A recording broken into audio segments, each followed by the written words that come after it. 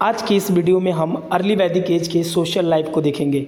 Last video में हमने early वैदिक एज के पॉलिटिकल ऑर्गेनाइजेशन को देखा था।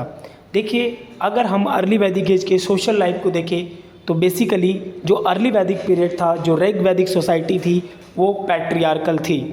मोनोगेमी वॉज जनरली प्रैक्टिस, लोग एक शादियाँ किया करते थे, but royal and noble families में हमें पॉलीगैमी जैसी प्रैक्टिस भी देखने को मिलती है। विमेन की स्थिति बहुत अच्छी थी। अगर देखा जाए तो विमेन जो है मेन के कंपेयर में काफ़ी इक्वल अपॉर्चुनिटी रखती थी for their spiritual and intellectual development. ऐसा नहीं था कि स्पिरिचुअल एंड इंटेलेक्चुअल डेवलपमेंट सिर्फ इंसान का ही होगा, विमेन भी जो है इसमें पार्टिसिपेट किया करती थी स्पिरिचुअल डेवलपमेंट में। और साथ साथ देखा जाए तो कुछ विमेन पोएट्स जैसे अपाला, विश्ववरा, घोषा एंड लोपामुद्रा जैसी पोएट्स का नाम हमें ऋग वैदिक सोसाइटी में देखने को मिलता है। इवन विमेन जो है पॉपुलर असेंबलीज भी अटेंड कर सकती थी। सबसे बड़ी बात, नो चाइल्ड मैरिज हमें अर्ली वैदिक एज में देखने को नहीं मिलता है। हालांकि सती प्रैक्टिस जैसी भी समाज की बुराइयां हमें अर्ली वैदिक सोसाइटी में देखने को नहीं मिलती है। बात किया जाए सोशल डिवीज़न है ना, 4-fold division of the society, ये जो राजा का बेटा राजा ही बनेगा है ना, जैसे हमें जो सोसाइटी की जो 4 सोशल डिविजन्स देखने को मिलती है, क्षत्रिय, वैश्य है ना, शूद्र, ब्राह्मण, ये जो है रिजिड नहीं था। ये the social divisions were not rigid during the Rig Vedic period as it was in the later Vedic period. Later Vedic period में हमें सोशल डिविजन्स देखने को मिलता है। हालांकि अर्ली वैदिक एज में सोशल डिविजन्स था लेकिन रिजिड नहीं था। अब हम बात करते हैं अर्ली वैदिक एज के इकोनॉमिक कंडीशन की। ख़ास तौर पर अर्ली वैदिक एज के जो लोग थे वो पैस्टोरल पीपल थे। इनका जो मेन ऑक्यूपेशन था वो कैटल रियरिंग था। अगर वेल्थ की बात की जाए तो वेल्थ का जो एस्टिमेशन होता था वो कैटल में होता था। वेल्थ वॉज एस्टिमेटेड है ना, किसके पास जितना कैटल है वो उतना अमीर इंसान है। अगर हम बात करें इकोनॉमिक लाइफ में ही तो आयरन, यूज़ ऑफ आयरन बहुत ही ज़्यादा। देखिए, हमने इंडस वैली सिविलाइजेशन पढ़ा था, उसमें हमने आयरन के यूज़ को नहीं देखा था। हालांकि इंडस वैली सिविलाइजेशन के लोग ब्रॉन्ज का यूज़ किया करते थे।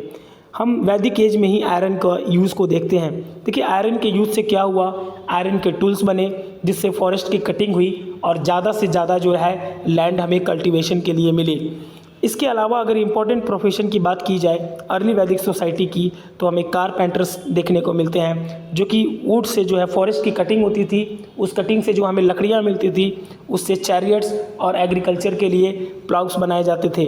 गोल्ड स्मिथ जैसे प्रोफेशंस हमें देखने को मिलते हैं। इसके अलावा हमें पॉटरी मेकर्स भी देखने को मिलते हैं।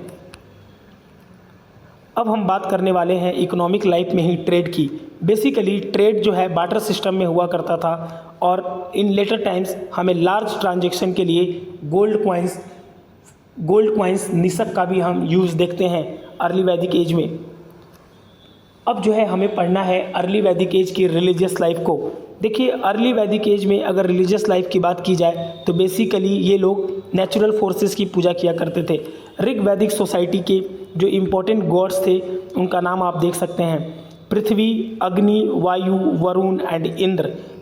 ठीक है, मेल गॉड ये थे, साथ साथ हमें फीमेल गॉड्स भी देखने को मिलती है, अदिति एंड उषा। ये अर्ली वैदिक सोसाइटी की फीमेल गॉड्स थी। देयर वेर नो टेम्पल्स, हमें टेम्पल्स देखने को नहीं मिलते हैं, और नो आइडल वर्शिप भी हमें देखने को नहीं मिलती है। अगर बात की जाए पृथ्वी, अग्नि, वायु, वरुण और इंद्र में तो सबसे ज़्यादा खास तौर पर जो इम्पोर्टेंस रखते थे वो थे आपके Indra was the most popular among them during the early वैदिक पीरियड। इंद्र के बाद जो गॉड आते हैं वो है अग्नि, और अग्नि को जो है गॉड और इंसानों के बीच में एक इंटरमीडिएट जैसा रोल प्ले करते हैं इंद्र, ऐसा लोग मानते थे। और वरुण जो है इनको माना जाता था कि ये नेचुरल ऑर्डर को बनाए रखने में मदद करते हैं। Thank you everyone. ये था अर्ली वैदिक एज की पूरी वीडियो। नेक्स्ट वीडियोज़ में हम पढ़ेंगे लेटर वैदिक एज को। अगर आप इस वीडियो का नोट्स PDF में चाहते हैं तो आप हमारे टेलीग्राम चैनल को